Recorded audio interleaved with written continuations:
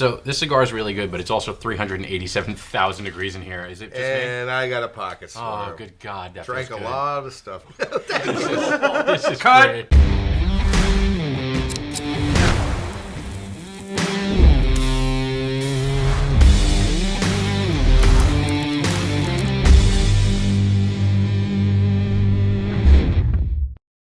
Hi, Nick Perdomo from Perdomo Cigars. I am so excited about this because everybody asks me, hey Nick, what do you pair cigars with?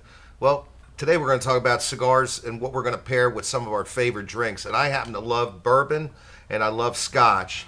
So today we're going to be talking about how do we pair great scotches and bourbons with Perdomo Cigars. And I'm really happy to be sitting next to this guy here, my friend Judd Weisgal. And Judd runs the Whiskey Blasphemy. Not only is he really, in my opinion, a bourbon and whiskey and scotch expert, but he's also a cigar connoisseur, and I've known him for a lot of years, and he knows cigars, and he definitely knows scotches and bourbon, so I'm happy to have him here. So, Judd, thanks for coming in today. Hey, it's great to be here. Thanks so much. And, I'm really excited about today because I'm here, as part of Whiskey Blasphemy. It's a group that we founded, two friends of mine, June and Matt, about 7 years ago. And the whole concept was to take the snobbery out of whiskey, right? No pinkies up in the air, no rules, have fun. Make it something that is accessible for everyone, that's exciting. This is about having a good time, and we're going to have a good time today. And that's the focus of a cigar, of drinking a whiskey, of spending time with friends and family, and doing just that. So I picked a lineup based on your brand, your portfolio of cigars, and this lineup that I've picked of bourbons and scotch is basically what I would look at as affordable, accessible, and excellent. And that reminds me, quite frankly, of your brand, right? I look at your brand and across the portfolio, those are the three words that sort of always stick out to me. So I think we're going to have a great time pairing these up with the cigars today. And I love it because it should be fun, and I think cigar smoking should be not only celebratory, but fun too. And I try to teach that where, take it easy, enjoy yourself, and just let it rip, you know what I mean? That's really the way I like it. But I want to introduce a couple special guys to me. First is my son, Nicholas, who's our Director of Sales at Perdomo Cigars. Hey, son, how are you? I'm doing well, Dad. How are you? Thanks for having me. Thank you. And what are you smoking today? That's what I want to know. Today I'm smoking our 20th anniversary Epicure 656. I'm smoking in Maduro. That's a good one. How about you, Mr. Kemper? Arthur Kemper, our Vice President at Perdomo.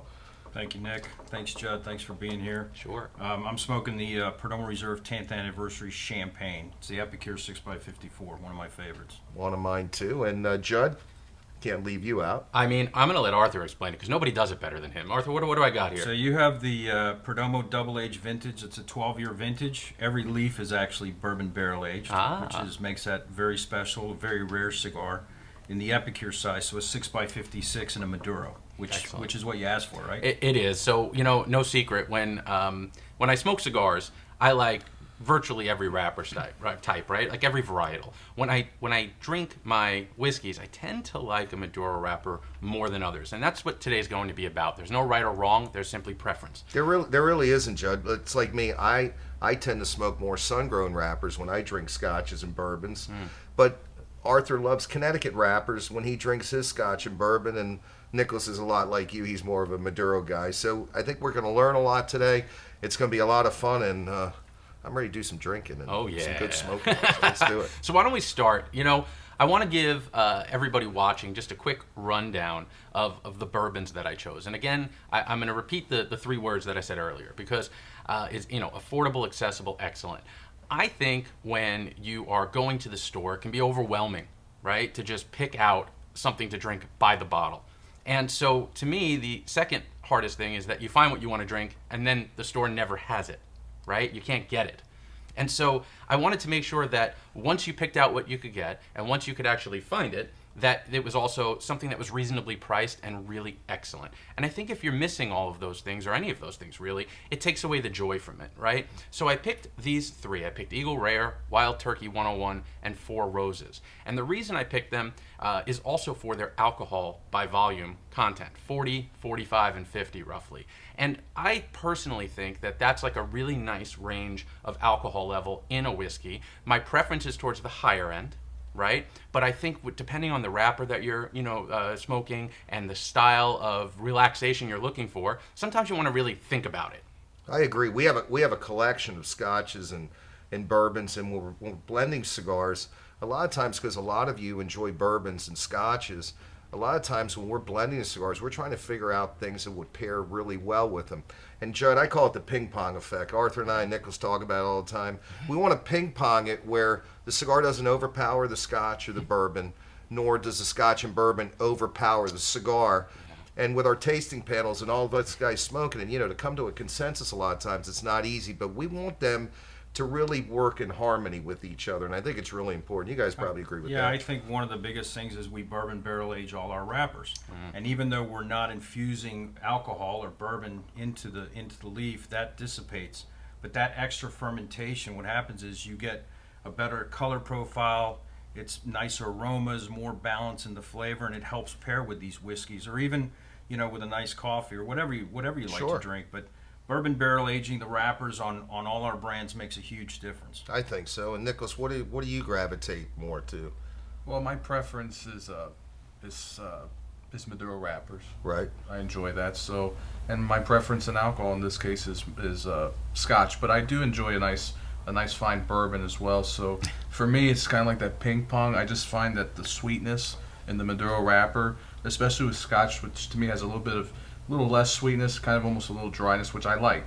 So, and there's some spice, so it works well, both hand in hand. And you and Jeff Godfrey went on that bourbon trail. I think We you did. enjoyed that, right? We did, yes. We went to Maker's Mark. There's some really Awesome. great bourbons.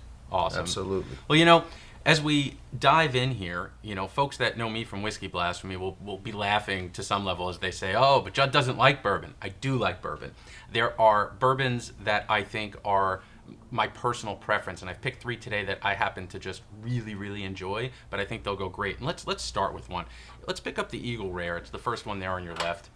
What I want you to do is, we've talked about this, right? When you're nosing your whiskey, get your schnoz in there. Put your right. whole nose right in that glass. Let it open up your sinuses, right? Get really deep in the glass. And the reason I say that is because it's you know what it reminds me of? When we were in Nicaragua and you asked everyone to smell the tobacco, you had everyone sort of going like this. And you were like, no, get your face in there, right? Absolutely, Get yeah. your face in there. Well, get your face in your whiskey. Get your face right in your whiskey. Same thing with your tobacco. Get the schnoz in there, and the tobacco, and then the whiskey. Absolutely. And when you do that, you start to smell different things. Nicholas, when you do that, right? You stick your nose in there, you smell that Eagle Rare. What are you picking up? I smell a lot of sweetness. I smell a little bit of cinnamon, a little spice. Arthur, what about you? Caramel. Caramel. I love it. And I'm getting some cherries. I don't know if you're picking up any cherries in there, but that aroma. I tell you what I smell. I smell a little bit of like apple, some fruits, but I also smell like a little bit. I know this might sound crazy, but I smell menthol in this a little bit.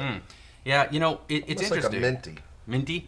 Yeah. Yeah, it's interesting to me with bourbon, right? Because so many of the characteristics of bourbon are very regulated, right? The way that they have to make the product is very, very regulated.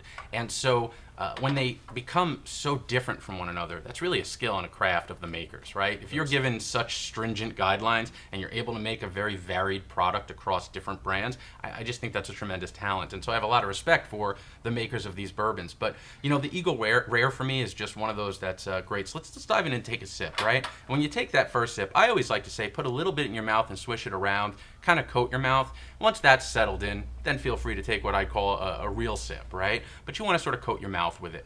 Again, it's a little bit of pomp and circumstance, but it's fun. It's just fun. It's not right or wrong. We're just having a good time with it. In fact, my Whiskey Blasphemy brother and sister would say they like to lick the front of their teeth like this, and they really like to coat it. And it does do something different to the flavor in your mouth. So what did you get out of that versus the nose? Does it taste like it smelled, or does it taste something different to you? I think it's very similar. I actually really like it. I think it pairs really well with my cigar too. But I taste some caramel like Arthur. Yeah.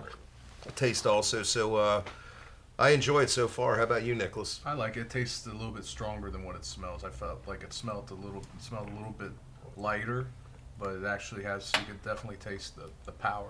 It's 45%, right? 90 proof. And so one of the things that we talk about all the time is, ice, water. I'm going to say it again. However you like it is the best way to drink it, right?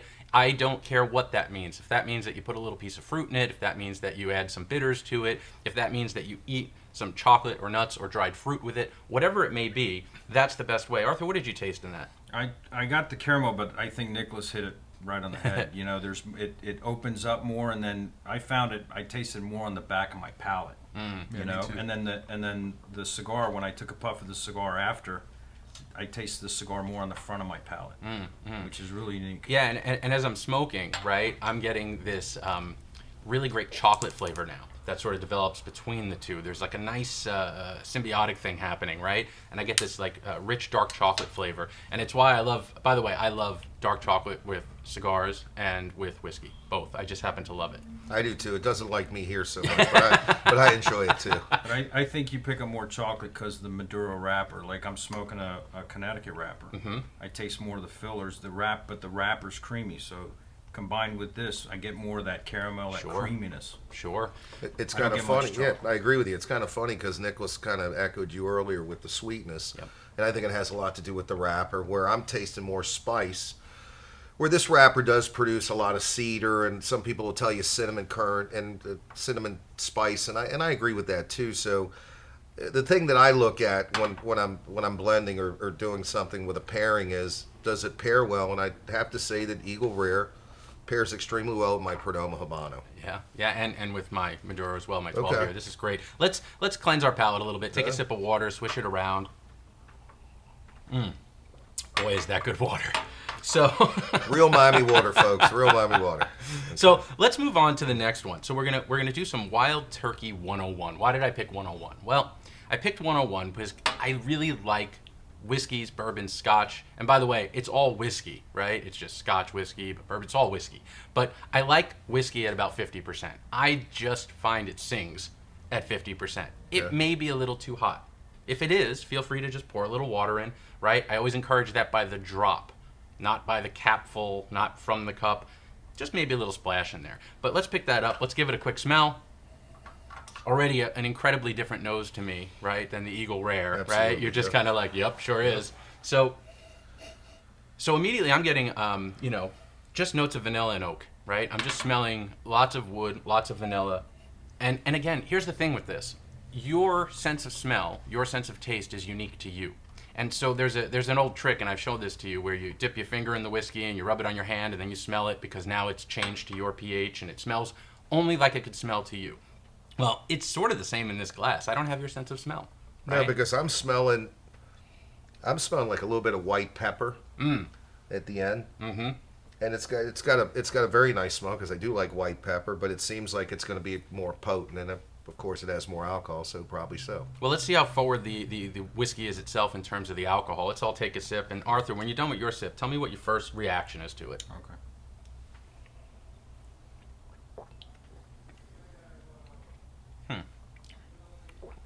Yeah, it's definitely, like Nick said, it's more peppery, right? It's not as creamy, very front forward. Yep. And more on the front of my palate. Yeah. Nicholas, what about you? I taste a lot of pepper, but I also taste a little sweetness too. I'm getting green apple behind that pepper. I don't know if you are, Nick. I actually am, and it's a little more potent. It's warming my heart, so it's doing its job. I'm gonna get sweatier as the video goes on. Yeah. It's And fine. if the camera goes up and down, or you see my head go up and down, believe me, it's could be because of this. So anyway, All right, it's time to cleanse our palates again. Let's do that. We're gonna move on to the Four Roses. Again, that great Miami water. So, talk to me a little bit. I'm going to give away some spoilers here on this next one before we drink it, right? Okay. I find Four Roses to just be excellent stuff. I really enjoy it. It's the lowest ABV of what we're drinking. And I went backwards for a reason, right? Okay. Normally, you'd go from like low to high, and, we're just taking small sips. We're not really digging in. And I just find this to be such a fruity, vibrant whiskey that I think it'll overcome some of the strength of the other ones. is that because of the quality of it? Yeah, I mean, it's the nature of the distillers and the way that they're trying to create a consistent product. And I think fruit-forward flavors are part of the Four Roses signature. And so that's, to me, where it's at. Well, Nicholas will tell you that every time I have friends that come over and want to learn how to smoke cigars, I usually give them our more powerful blends because I know the tobaccos are well cured, they're well fermented, well aged, so it's not going to be rough for them. It's just more flavor. And the more flavor you can give them at the beginning, the more it addresses their palate, and it makes them enjoy the cigar more, if I could say that. Yeah. I believe that. So I'll usually go up the ladder and start from the top. Sure. And go down in strength characteristics. And I think people enjoy the cigar that way a lot more. Everybody tries to start out with the lightest cigar. It's not the lightest. It's a lot of times it's flavor, and a lot of guys like more flavor, and I think that works well. So this makes total sense to me. Well, let's dive in. Let's drink some Four Roses. And I would say for me, Four Roses, if you can and you like it, neat. Don't add water, don't add ice. It's perfect as it is. Just give it a sip and see how you like it. Feel free to change that as we go, but in general, I think this comes out of the bottle perfect. Totally different animal. Right? Yeah, a lot sweeter, Right? in my opinion. Anytime you taste sweetness, you usually taste it even with tobacco from jalapa, Yeah. which is a more aromatic, sweet type tobacco. Normally taste it in the middle of the tongue, and I'm tasting this Four Roses in the middle of the tongue, and I really enjoy it. How about you guys? This one's right in the middle. And just like you said, fruitier, really balanced, very smooth. Yeah. Yeah. Like a comfortable leather chair. You know what I mean? Really nice. And what I love about it is this is available on every shelf in every state, and it's very affordable. Yeah. And to me, this means I can have a reasonably priced, exceptional Friday night, right? And that's what we try to hit with our customer base, Yeah. to be honest with you. We want to be an in-stock position, of course, like everybody else. Sure. And we want people to be able to enjoy our cigars day in and day out. And this is something that kind of echoes it. Yeah, without a doubt. Well, as I'm getting hotter and hotter, right, under the lights and with the whiskey. I told you, by the end of this, I'll be 5 pounds lighter. It's fine. I thank you for the weight loss program. So, as we keep going on, let's move on to single malt. And what I want to talk about with the single malt that we're going to start with, which is the Glenmorangie Original. Glenmorangie has great, rich history, right? It was the drink of the Highlander. If you're a sci-fi fan and you like the Highlander movies, Glenmorangie neat. That's the drink.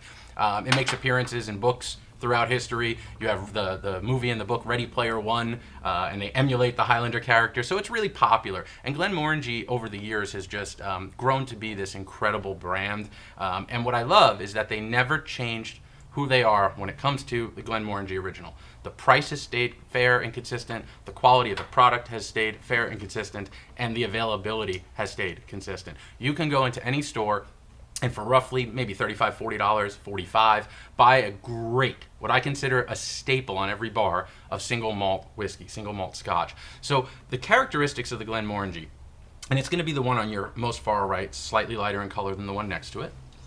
It has this beautiful color. And to me, I'm smoking a Maduro. This is one where I might look to a sun-grown, right? Just from my personal state. But the characteristics of this are just fruit, and more fruit. In fact, one of my favorite cocktails is a fruit cocktail made with the Glenmorangie Original. I smell apple. Apple. I smell apple, too. I smell Apricot. green apple. Apricot? Yeah, I can smell smell that apricot, too. yeah. I'm even getting pears. You could, and I love this company. Yeah. And I have a friend of mine, Martin McHale, who's a good Scottish fellow, owns a Yeah. retail store up in North Florida. Love Martin. And I wanted to buy him his favorite scotch. He's from Scotland. He said, do me a favor. Yeah. Buy me this Glenmorangie. That's my favorite. His wife told me. And that's what I bought him. I bought him a big, it was like a Magnum bottle of it. The 175. And, yeah, and we put a killing to it. It was pretty good. Yeah, this I really like. But Martin drank more, right? Yes.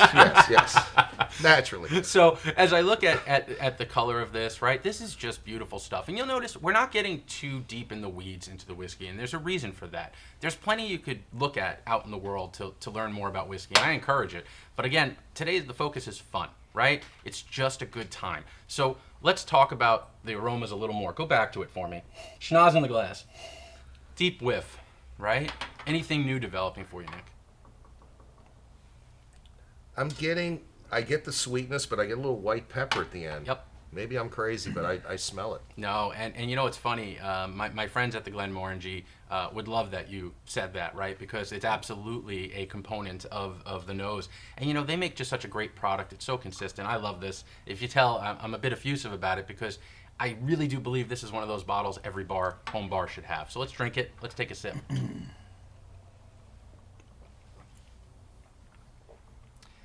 Now, for me, I'll start this time, and what I'll tell you is, on the palate, as you drink this whiskey, for me, it's going to be, it's everything you smelled on the nose, but now all of a sudden there's this great vanilla caramel, right? I taste it. And it's at first, it lights you up. It just lights you up. What cigar of what we're smoking? If you had to pick one to sort of say, oh, I'm smoking this one now, but boy, with the Glenmorangie Original, I would smoke what? I tell you what I would like with that would be probably our new 10th, our Perdomo Reserve 10th year anniversary. It's got more tobaccos from Jalapa Valley. They're more aromatic and sweet, and because this is so far fruit forward, Yeah. I think it would really pair well with it, Judd, to be honest with you. What about you, Nicholas?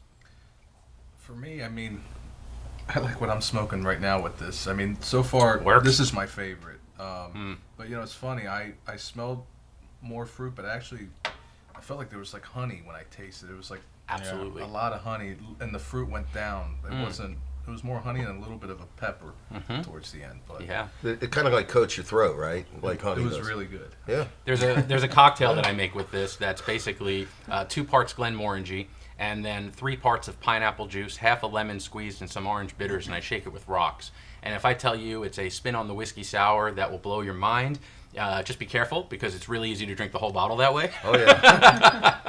Then that camera's really going up and down. Oh, please. It'll be like, wee, on a roller coaster. And so I'm going to move on just to our almost. Do you want to? Yeah, if you don't mind me asking. Yeah. I wanted to ask Arthur with the Connecticut Shade Yeah. wrapper that's bourbon barrel aged. How did you taste it? Well, I tasted it. I got the pepper and the fruitiness, but I noticed it was drier than the bourbon. It had a drier finish. Sort of pulled the spit out of your mouth. Yeah, so I was, when you were talking, I took a sip when you were talking before you took a sip, and I sort of caught me off guard. And it was a little drier, but as far as going well with the Connecticut wrapper, I taste more of the filler, right? So the Nicaraguan fillers.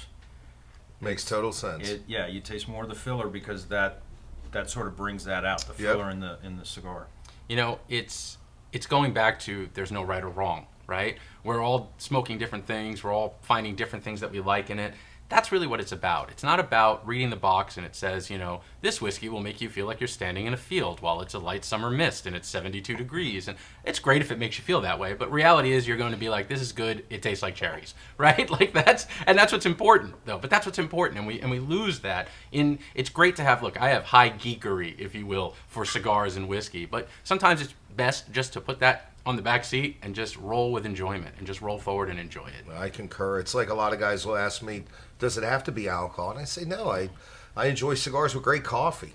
Yeah. It doesn't have to be that way, but on this and what we're talking about today, I think you hit it right. I think you hit a home run there, Judd, on this. Oh, I appreciate it. We're going to go to our last whiskey, and spoiler alert, dun dun dun, it's a blend. And so, look, I picked my favorite blend of all time. I picked Johnny Walker Black. Here's why I picked it. I think Johnny Walker Black is great. Neat, on an ice cube, with water, as a highball, as an ingredient in a cocktail. There's a reason for it.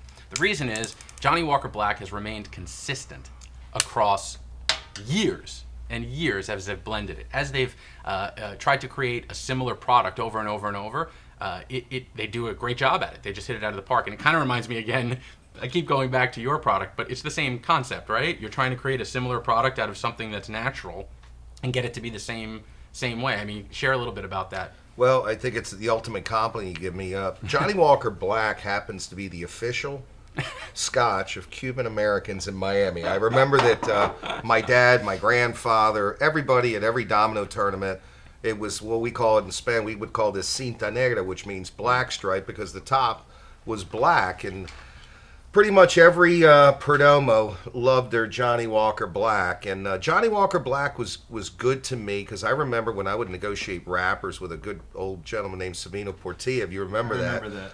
I would always bring that bottle of Johnny Walker Black, and those prices per pound would drop after every drink. So Johnny Walker Black has a special spot in my heart with my family and with Mr. Portilla. I'll never forget him. And I think I agree with you 100%.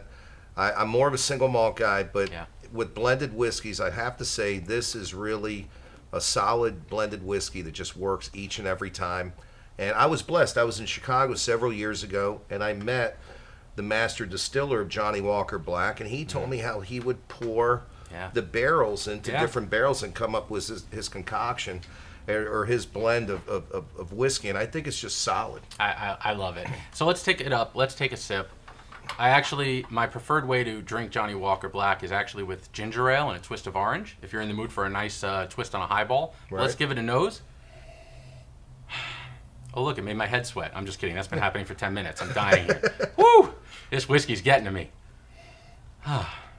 Yeah, I just love the nose. Nicholas, Thank you for watching this while we're drinking, by the way. Nicholas, what are you smelling there? I smell cinnamon. Mm. A little bit of honey. What about you, Arthur? Definitely honey. I still, caramel, like a caramel apple. I taste, believe it or not, like a, and I agree with you with the apple, but it's almost like it's cedary, and I really like it, and I still get on the back end. I still smell that white pepper, but it's got a nice sweet, almost like a toffee. Yeah. If you can believe it, or Yeah. a butterscotch. Yep. I just love it because it has a little bit of that smoky flavor. Right. And I know you don't love super smoky whiskey, but this, just a touch. Yeah, it's got a little smoke to it, and I know that. I'm not a big, peaty type fan, but there's nothing wrong with it if you are. I think our stuff goes really well with peaty stuff. We got a guy on our tasting panel who loves Lafroig. Yeah. So, I don't, but that doesn't mean it's right. I like steak. A lot of people like liver. So, I mean, everybody's different. That's one of the most beautiful things about enjoying great cigars and what we're doing today, Judd. So, it's good. Well, so here's what I'm going to say. I'm going to go take a shower because this has made me just sweat profusely. There you go. Oh, you're such a nice man. and what I'm going to do is come back with something a little special, a little bit of whiskey blasphemy, a little bit of fun. So can we take a minute? I'm going to bring back a treat. That's pretty awesome. He's going to make a drink for us, so I'm all Yeah. in. So let's enjoy our Perdomo Cigars. Cheers to every one of you.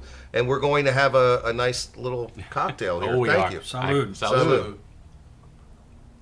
So Judd was kind enough to make us a special cocktail, and I'm looking forward to it. Judd, tell us about it. Sure thing. So we're drinking a single malt cocktail, right? And I know that initially when people are watching this, they're going to go, say, what now? Right? It's immediately going to bring everybody back. They're going to be like, are you nuts? This is what I've been talking about the entire time. Sure. No rules with whiskey. And one of the things is when you take great ingredients and you blend them in the best possible way, you get great end results, right? I mean, we're smoking cigars. It's the same thing, right? You wouldn't just smoke one component. You're trying to blend it and make the best possible end result. Now, in this case, we're going with something that's one of my favorites. It's Aberlour Abuna. So Aberlour is the distillery, and the bottle is called Abuna. It looks like it's Abunad or Abunad, but it's Abuna. And it is cask strength, meaning it's not watered down. It came right out of the barrel at the strength it is, which in this case is about 123 proof, right? So yeah, around 62% alcohol, 61.5% alcohol. And what I did is I made what I like to, lovingly refer to as a Black Forest Old Fashioned. I used orange and chocolate bitters. I used the cherry syrup from Luxardo cherries. They're the original maraschino cherry. They look like olives, but they're just super sweet and delicious. And using those components, I made this. And so I think it's really special. Now, I will say this is a bottle of all the ones that we're drinking today that you might want to, save for a special occasion. It's a little bit more expensive than the other stuff that we're trying today, right? Maybe around $100 a bottle plus in some markets. So it's not inexpensive.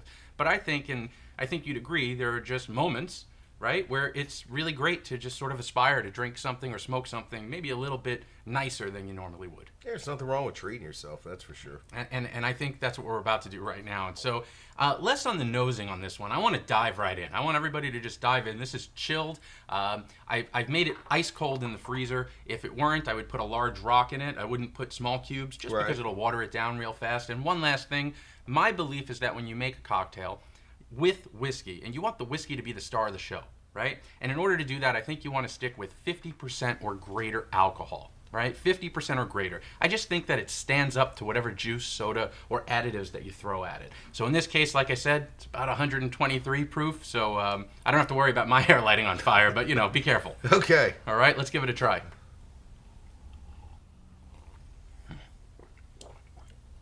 Ooh. Is my hair standing up? This is really good. This is really good. What do you think, Arthur? Delicious. Still going. It's very long finish. Really nice, looking forward to trying it with my cigar. I want to hear Nicholas. I want to know what you think of this. It's perfect. Well, thank you. I like powerful cigars. I like stronger type of drinks. I like big flavor. This is really big flavor. It's big sweet, and it's also has big in strength. So Your wife's driving today. Just to tell you. I want to live. I would say this. This is... You're in trouble. You are in trouble. Is he in trouble? No, Yes. so this is my favorite. It's not my favorite. fault. No, it's not. This is my favorite cocktail. I love this because it's really special. It takes a really great single malt. And by the way, Aberlour Boone is one of my all-time favorites just to have neat in a glass. It's such good whiskey. However, it's sherry cask. We call it a sherry bomb, right? Meaning it was really overdosed with sherry. It's hyper sherry influence on this. But I think in this drink, it just comes out as like a chocolate-covered Red Hot is what I always think of when I drink this, or spicy cinnamon and chocolate. And the orange bitters, they don't really come out as orange flavored, but what they do is they just make the whole drink vibrant. So for me, this is one of my all-time favorite drinks. Well, I got to tell you, Judd poured me one at my home a couple weeks ago. Like, it was up to here, and I fell asleep. So, but I think this pairs really well with my Perdomo Habano Sungrown. I really do. How do you find it with the Maduro, with Judd? Oh, me? This is like a match made in heaven. To me, this is adding more chocolate, right, to what's already spicy and a little bit chocolatey. So for me, the chocolate flavors in this just get spot on. They bang out with this. I just love the combo. And Nicholas, you said that pairs well with your 20th anniversary Maduro. You agree with that? It does, but I think it would pair with Connecticut Sun-Grown or Maduro. So the drink is perfect. Yeah. How is it with your Connecticut? I'd want a fuller-bodied cigar. You would. Yeah, to be honest, because my No. palate. I know if you like a milder cigar, it'll definitely pair with it because it's so bold and it has such a long-lasting finish. I'd probably do a 20th Sun-Grown, Habano or 20th Maduro. Definitely, especially a 12-year. That's. I'm not gonna lie. This combo right now, I'm finishing this. Like when the camera stops, this is all going in my I'm belly. done. I'm getting more after the show. I'm going to tell you that right now. Janine will have to be driving me home today, though, of course. But I got to tell you, Judd, thank you so much. Hey, man, thanks Honestly, for having me, man, brother. you're like Thank my you. brother. Thank you so much for Thank you, coming Judd. down. Thanks, guys. Thank you. Appreciate it. And Arthur, thank you. Nicholas, thank you. I mean, I had a great time, and I hope you guys enjoyed it. And Awesome. we got to learn how to pair cigars with some great whiskeys, and I loved it. I think all you guys loved it, and I hope you guys did. And I had a blast to do that. So thank you all for listening in. And if you could, on our YouTube channel, I'd really appreciate it if you liked, shared, and subscribed it. If you get a chance, go to Whiskey Blasphemy. Judd's got all kind of great information. He's a cigar lover like we are, too. So it was great. And don't forget to follow us on Facebook and Twitter and Instagram. And I just had a blast. So thanks, guys. I'm having the wife drive me home. You take care.